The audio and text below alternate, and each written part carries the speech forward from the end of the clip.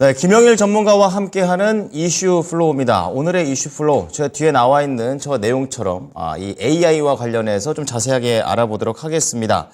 자, 우선 삼성전자가 AI 폰 상표 등록을 마쳤다고 하죠. 다양한 혜택들이 있다는 부분들을 언급을 하면서 기대감을 키우고 있습니다. 자, 과연 상표 등록 전까지 이 반도체 기업 삼성전자가 소개했던 온 디바이스 AI에 대해서 알아보도록 하겠습니다. 제가 이걸 뒤져보니까 2019년에 벌써 그 개념을 설명을 했더라고요. 그래서 이 차세대 딥러닝 기술 중에 하나다라고 설명을 했고요. 알기 쉽게 비교해서 말씀드리면 AI 기술, 그러니까 온 디바이스 AI 말고 기존에 우리가 알고 있는 AI 기술 자체는 이 수집한 정보를 클라우드 서비스로 전송을 해서 분석을 한 다음에 다시 기계로 보내는 그런 방식이었다고 합니다. 하지만 온 디바이스 AI 같은 경우에는 클라우드 서비스를 거치지 않고 스마트폰 자체적으로 정보를 수집해서 연산한 다음에 바로 행동으로 옮길 수 있다라는 그런 차별점이 있다고 합니다. 상당히 빠르다라는 그런 장점이 있겠죠. 그래서 이 삼성에서 말하고 있는 온 디바이스 AI의 장점으로 거론된 것들을 보면 앞서서 얘기를 해드렸다시피 서버에 오고감이 없기 때문에 그만큼 지연도 늦어지지 않고 빠른 작업이 가능해진다라는 것이 있겠습니다. 그리고 중앙 서버를 통해서 움직이지 않기 때문에 이 클라우드 기반의 AI의 문제점으로 대두됐던 이른바 보안 문제, 여기에서도 해결을 시스템적으로 할 수 있다라는 부분도 있고요. 그리고 별도의 네트워크가 필요 없다고 합니다. 그래서 인터넷 연결이 어려운 곳에서도 실시간으로 번역이라든지 AI를 통해서 질문할 수 있는 부분들, 이런 것들을 충분히 작업이 가능하다라는 내용까지 있습니다.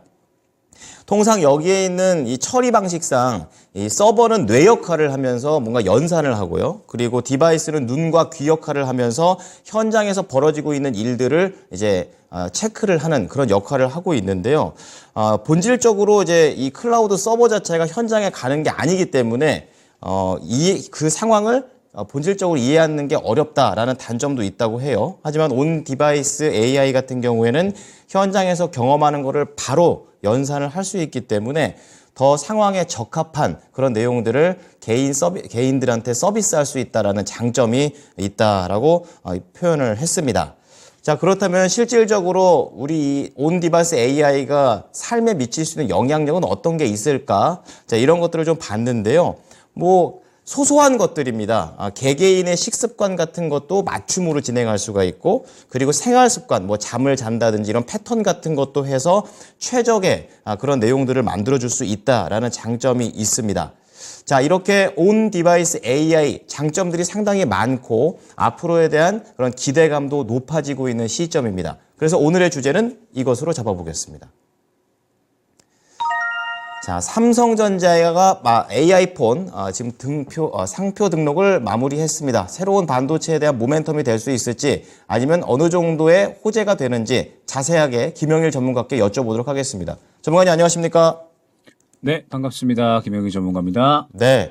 자, 오늘 김영일 전문가께서는 AI폰과 관련해가 좀 자세하게 말씀을 해주신다고 하셨는데요. 세 가지 플로우로 나눠보겠습니다. 자, 시장의 새로운 강자 온 디바이스 AI. 이제 중요한 건 여기 물음표가 붙어서 확실한 얘기 좀 들어봐야 되겠고요. 이제 관련주들 흐름 어떻게 봐야 될지, 기존에 엮여져 있던 AI 관련주로만 보면 되는 건지 또 알아보고 마지막으로 전략까지 가겠습니다. 자, 시장의 새로운 강자가 될 수 있을까? 온 디바이스 AI 개념도 궁금하고요. 어떠한 부분들이 장단점이 있을까요? 네, 일단은 어제와 오늘 해서 반도체 종목들이 상당히 크게 상승이 나오고 있는데, 상승이 크게 나오고 있는 와중에 온 디바이스 AI라고 하는 키워드가 상당히 또 시장에서 강력하게 작용을 하고 있는 것 같습니다. 결국엔 지금 현재 이 온 디바이스 AI라고 하는 키워드가 시장의 상승을 또 상당히 이끌어주고 있기 때문에 과연 이게 또 이제 어떠한 이슈인지 한번 우리가 살펴볼 필요가 있겠죠. 그래서 관련해서 이야기를 한번 해보도록 하겠습니다. 자, 일단은 이 생성형 AI에 대한 이제 기대감이라고 보시면 될 것 같습니다. 그러면서 결국에는 이제 뭐 스마트폰을 비롯해서 이제 뭐 제조사나 산업계 등등 해서 전체적으로 이 AI가 대중화가 되고 있다라고 이제 생각을 해주시면 될 것 같아요. 이번에 이제 이야기가 나오는 게 결국에는 온 디바이스 AI고 삼성전자, 애플을 비롯해서 이제 내년부터 스마트폰 업체들이 제품 내부에서 AI를 구현하는 온 디바이스 AI를 지원한다라는 이제 이런 이야기들이 나온 겁니다. 앞서 말씀드렸던 것처럼 단말기기 내부에서 정보를 처리하기 때문에 원래는 우리가 이제 클라우드에서 정보를 받아서 작업을 했었잖아요. 그런데 자체적으로 처리를 하기 때문에 상대적으로 빠른 작업이 가능하고 내 손 안에 비서를 구현할 수 있도록 개인화에 최적화된 AI라고 보시면 될 것 같습니다. 그러면서 이제 삼성전자가 이 내년에 이 AI를 탑재한 이런 이제 스마트폰 출시를 예고를 했잖아요. 그러면서 상표권 등록이 이제 이루어진 곳으로 이미 이제 확인이 됐다라고 보시면 될 것 같습니다. 이미 이제 24일에 유럽연합 지식재산청, 그다음에 영국 지식재산청에 AI 스마트폰과 AI 폰에 대한 상표 등록 절차를 마쳤다라고 보시면 될 것 같아요. 상표 등록 절차를 마쳤다라고 하는 부분은 이제 이미 뭐 지금 현재 어느 정도 개발 단계는 거의 끝나가고 있다라고 보시면 될 것 같습니다. 그러면서 내년 초에 이제 갤럭시 S24 시리즈의 기기 안에서 정보를 자체적으로 수집하고 연산할 수 있는 온 디바이스 AI가 담긴다라고 보시면 될 것 같아요. 이제 본격적으로 AI가 이제 스마트폰에도 대중화된다, 완전하게 또 적용이 된다라고 이제 보시면 될 것 같습니다. 그래서 말씀드렸던 것처럼 처리 속도가 굉장히 빠르고 보안적인 측면에서도 이제 강점이 있다라고 보시면 될 것 같습니다. 그러면서 또 이제 일부 기능에서는 이달 초에 선보인 자체 생성 인공지능 모델 삼성 가우스를 또 활용을 할 것이다라고 이야기를 나왔거든요. 3분기 실적 발표 컨퍼런스 콜에서 이제 고객들이 사용하는 핵심 기능에 인공지능을 적용하고 사용자의 패턴과 선호도를 기반으로 해서 최적화되게, 그리고 이제 더 의미 있는 이러한 부분들을 또 이제 적용을 시킬 거다라고 이제 이야기를 했었는데, 이러한 것들이 이제 적용이 될 거다라고 이제 어느 정도 이야기를 했다라고 보시면 될 것 같습니다. 그러면서 이제 S24 시리즈를 내년에 이제 또 내놓을 예정에 있는데, 이 부분에 대해서 이제 본격적으로 AI가 투입이 된다라고 보시면 될 것 같습니다. 비단 삼성뿐만 아니라 구글 같은 경우도 마찬가지라고 보시면 될 것 같아요.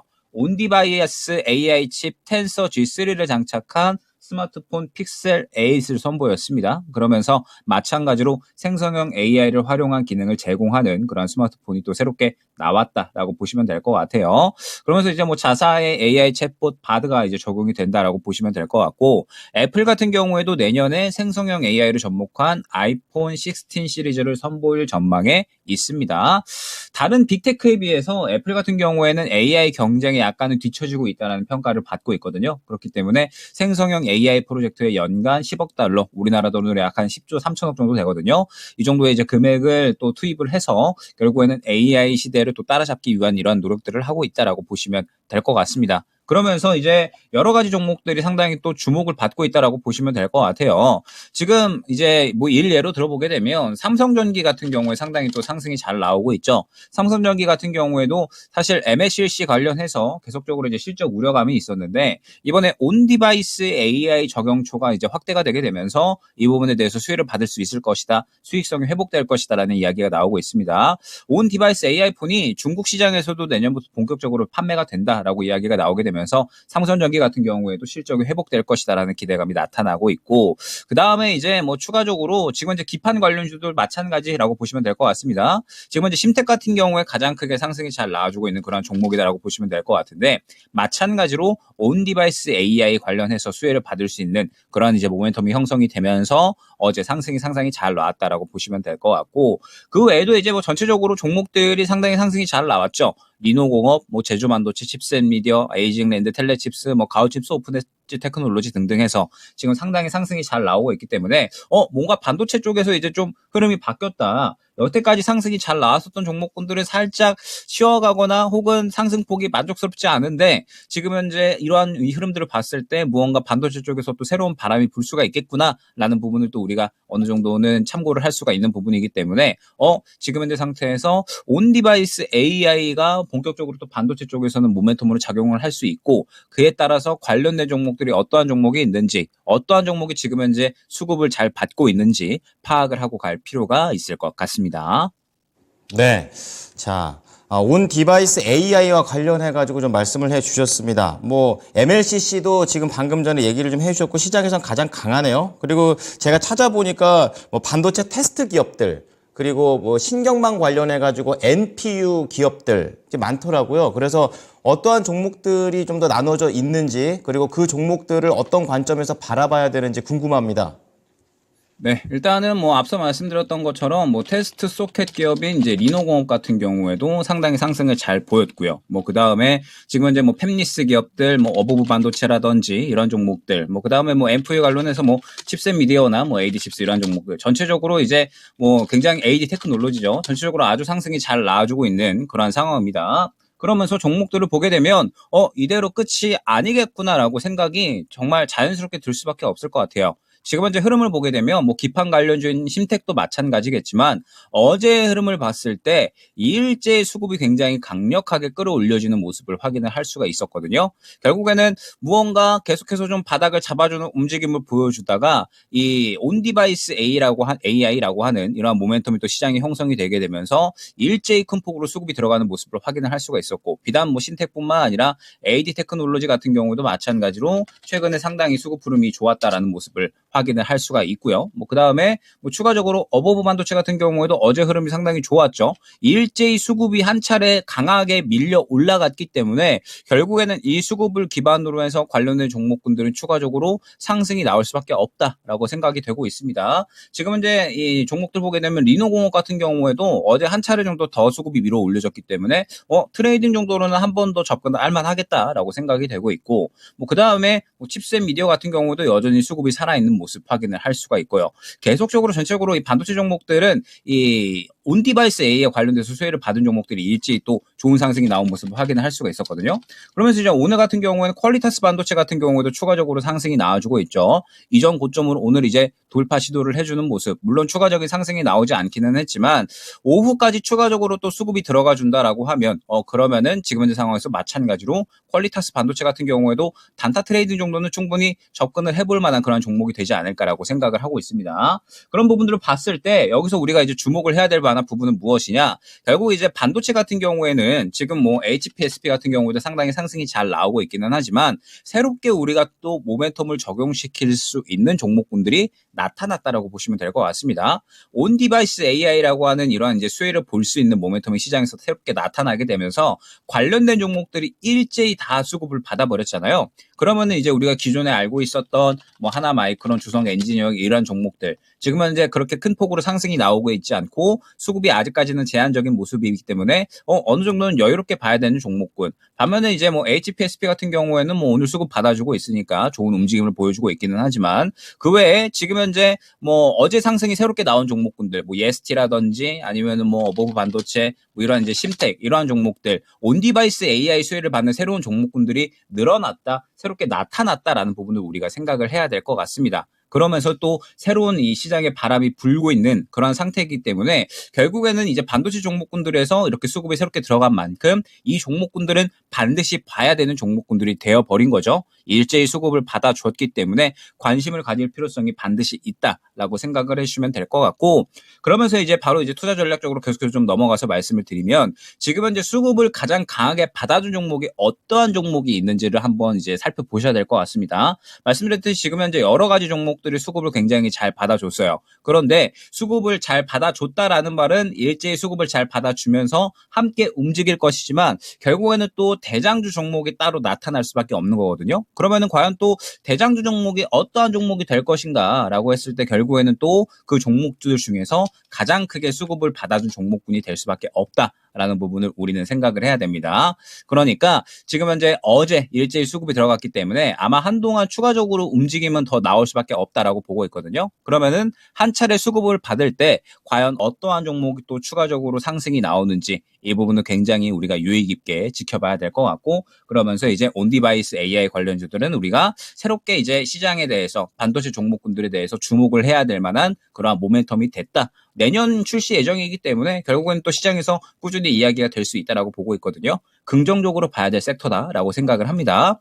자, 그러면서 종목에 대한 이야기도 이야기지만 이제 뭐 시장에 대한 이야기도 한번 좀 해봐야겠죠. 지금 현재 시장에 대해서 이제 또 간단하게 한번 짚고 넘어가자라고 하면 어느 정도 이제 이 매물 구간을 어느 정도 계속해서 뚫어주려는 시도는 해주고 있습니다. 지금 현재 코스피 기준으로 했을 때 2520선, 2530선 요 구간을 지금 이제 계속해서 뚫어주느냐 마느냐 노력을 하고 있는 구간이다라고 보시면 될 것 같아요.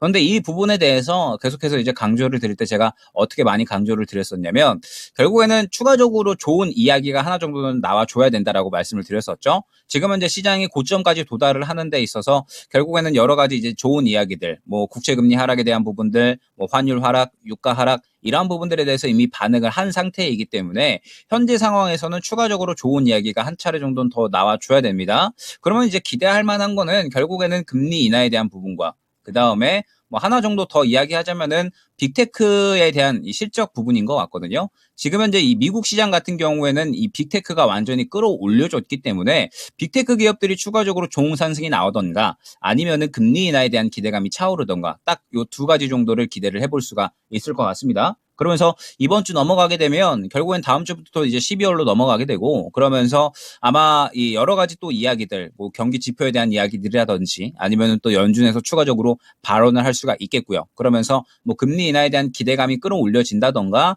아니면은 이제 미증시가 추가적으로 더 상승이 나오면서 빅테크 기업들이 끌고 올라간다라고 하면 시장이 또 다시 한번 추가 상승에 대한 기대감을 충분히 꾀할 수 있을 것으로 보여집니다. 하지만 지금 현재 상황에서 리스크 관리는 분명하게 필요하다라고 많이 강조를 드리고 있죠. 추가적으로 더 좋은 이슈가 나오지 않는다라고 한다면 계속해서 힘이 붙였었던 그러한 구간이기 때문에 현재 구간에서 차익 실현이 나올 수 있는 가능성도 분명히 생각을 해야 된다라는 점. 그러면서 만약에 현재 구간에서 차익 실현이 나온다라고 하면 결국에는 가는 종목만 가는 개별주 종목 장세가 이 박스권 내에서 이루어질 거기 때문에 결국에는 수급이 들어오는 종목들이 매우 중요하다라는 점을 다시 한번 강조를 드릴 수가 있을 것 같습니다. 그러면은 이제 또 다시 한번 돌아가서 이야기를 드리면 결국에는 지금 현재 이 온디바이스 AI 관련된 종목들이 또 일제히 수급을 받아줬기 때문에 혹시나 시장이 더 간다라고 하면은 추가적으로 더 상승이 나올 수가 있을 것 같고요. 만약에 현재 구간에서 또 차익 실현이 나온다라고 하면 어느 정도 시장에서 수급을 받아줬기 때문에 또 시장을 이겨낼 수 있는 종목군들이 될 수가 있을 것 같거든요. 그렇기 때문에